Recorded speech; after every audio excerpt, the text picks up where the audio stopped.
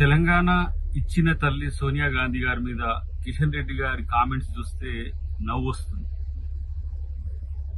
ఇవాళ ఎన్ని అవాంతరాలు ఎదురైనా తెలంగాణను ఇచ్చిన ఒక తెలంగాణ దేవతగా సోనియా గాంధీ గారి తెలంగాణ సమాజం చూసే క్రమంలో వారు మోడీ గారి నేతృత్వంలో పనిచేస్తున్నారు. మోడీ గారి యొక్క అభిప్రాయం తెలంగాణ మీద ఏందో తెలుసా?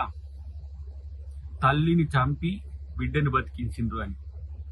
చీకట్లో తలుపులేసి ప్రజాస్వామ్యాన్ని అపహాస్యం చేసి తెలంగాణని ఇచ్చిన మోదీ అమిత్ షా నేతృత్వంలో మీరు పనిచేయడం, ఇలా సోనియా గాంధీ గారిని అవమానించేటట్టుగా మాట్లాడడం సిగ్గుచేటు కిషన్ రెడ్డి గారు.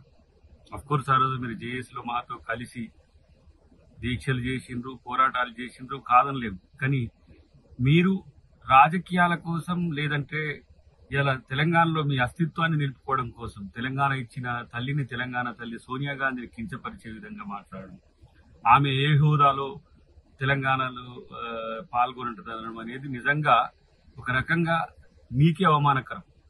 సోనియా గాంధీ గారి మీద మీరు చేసిన కామెంట్స్ ఇది బీజేపీ సంస్కృతి సాంప్రదాయాలకు, మహిళలకు ఇచ్చే గౌరవం ఎట్లుంటుందో ఒక నిదర్శనం.